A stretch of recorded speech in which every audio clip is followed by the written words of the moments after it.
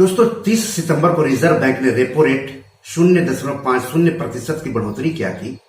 Bank और loan देने वाली कंपनियों के बीच मानो लोन बढ़ाने की जैसी होड़ मच गई हो। तो देश की सबसे बड़ी हाउसिंग फाइनेंस कंपनी HDFC ने अपने लैंडिंग रेट में 50 बेसिस पॉइंट यानी 0.50% की बढ़ोतरी कर दी है।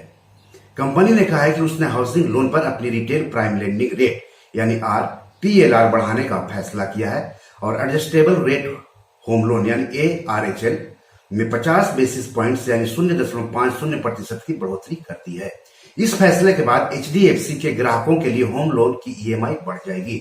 तो EMI कितनी बढ़ेगी और बढ़ी हुई EMI को चुकाने में अगर आपको दिक्कत हो रही हो तो कौन से उपाय अपनाएं, ये मैं आपको इस एपिसोड में आगे बताऊंगा। लेकिन सबसे पहले मैं आप सबसे गुजारिश करता हूं कि अगर अभी तक आपने इस YouTube चैनल को सब्सक्राइब नहीं किया है तो जल्दी से कर लें। साथ ही साथ अपने दोस्तों, रिश्तेदारों, अपने जान पहचान वालों को भी इस YouTube चैनल को शेयर करने के लिए कहें, सब्सक्राइब करने के लिए कहें, पैसों से जुड़े सवाल पूछने के लिए कहें, क्योंकि पैसों से जुड़े हर सवाल के जवाब यहाँ दिए जाते हैं आपकी भाषा में और आसानी से। तो चलिए आगे बढ़ते हैं। तो आपकी EMI कितनी बढ़ेगी ये जान लेते हैं। मान लेते हैं कि मिस्टर XYZ ने 25 साल के लिए 50 लाख रुपए का होम लोन लिया है। पहले ब्याज दर 7.90% सालाना थी और 0.50% की बढ़ोतरी के बाद 8.40% सालाना हो गई है। तो अब हर महीने EMI के तौर पर अतिरिक्त कितने पैसे चुकाने होंगे ये जान लीजिए।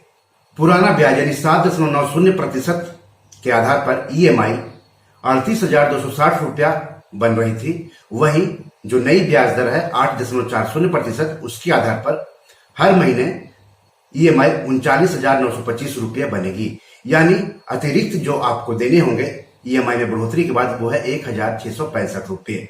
दोस्तों मैंने इसे एक उदाहरण के तौर पर बताया है और आपने अगर HDFC से लोन लिया है तो आप HDFC से जाकर पूछ लें कि आपकी EMI में हर महीने कितने की बढ़ोतरी होगी।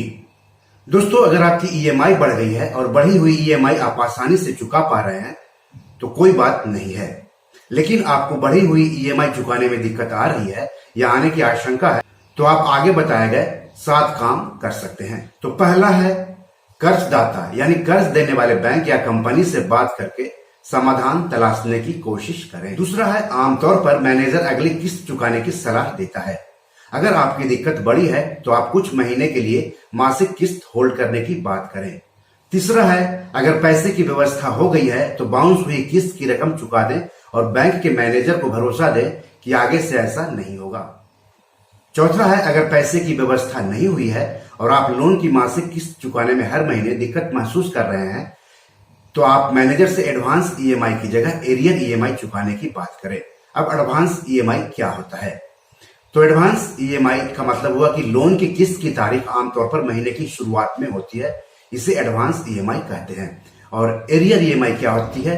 तो अगर आप महीने के आखिर में अपनी मासिक किस्त चुकाते हैं तो इसे एरियर EMI कहा जाता है। पांचवा काम जो आप कर सकते हैं वह है कर्जदाता अपनी मौजूदा बचत या निवेश से पैसे निकालकर बकाया कर्ज चुका सकता है। छठा काम आप जो कर सकते हैं, कर्जदाता कर्जदार का घर अपने कब्जे में ले, उससे बेहतर है कि कर्जदार खुद ही अपना घर बेचकर बकाया कर्ज चुका दे। और सातवां उपाय है कि कर्जदाता को भरोसा में लेकर कर्जदार को खुद से घर बेचना चाहिए। तो इस तरह से 7 उपाय आप कर सकते हैं। बढ़ी हुई EMI अगर आपको परेशान कर रही है या फिर परेशान करने वाली है तब। दोस्तों एक बात और ध्यान में रखिएगा कि कर्जदार को राहत देना या नहीं देना ये पूरी तरह से कर्जदाता बैंक या कंपनी के हाथों में होता है। हम तो मनाएंगे कि आपको राहत मिल जाए, लेकिन अगर ऐसा नहीं होता है तो बैंक या कंपनी को क्या अधिकार है ये भी जान लीजिए। तो लोन चुकाने में अगर आप फेल होते हैं तो बैंक क्या करेगा? लोन देने वाले बैंक या कंपनी को होम लोन पर डिफॉल्ट होने पर डिफॉल्टर के खिलाफ कार्रवाई करने और अपनी हितों की रक्षा का अधिकार securitisation and reconstruction of financial assets and enforcement of security interest act 2002 यानी SAR-FAESI के तहत मिला हुआ है। लगातार 3 महीने तक अगर होम लोन की EMI नहीं चुकाया जाए तो कर्जदाता बैंक या कंपनी उसे NPA यानी नॉन परफॉर्मिंग एसेट्स यानी खराब या डूबा कर्ज मान लेते हैं। देनदार या कर्जदाता होम लोन को NPA मानकर उसके बदले लेनदार से रिकवरी की प्रक्रिया शुरू कर देते हैं। देनदार होम लोन के एनपीए होने के बाद 60 दिनों में बकाया चुकाने के लिए कानूनी नोटिस जारी करता है। लेनदार इन 60 दिनों में अगर बकाया नहीं चुका पाता है तो फिर देनदार संपत्ति की नीलामी के संबंध में 30 दिनों का पब्लिक नोटिस जारी करता है। इस दौरान कर्जदार कर्ज वाली संपत्ति का वैल्यूएशन और मूल्यांकन करता है। इस तरह से होम लोन लेने वालों के पास पहले ईएमआई के डिफॉल्ट करने और देनदार द्वारा उसकी संपत्ति कब्जा में लेने के दौरान 5 से 6 महीने का समय लेता है। तो अगर आपने एचडीएफसी से लोन लिया है और बढ़ी हुई ईएमआई आपको परेशान कर रही है तो आपको क्या करना है ये मैंने आपको इस एपिसोड में बताया है। तो बी योर मनी मैनेजर में आज इतना ही। धन्यवाद, नमस्कार।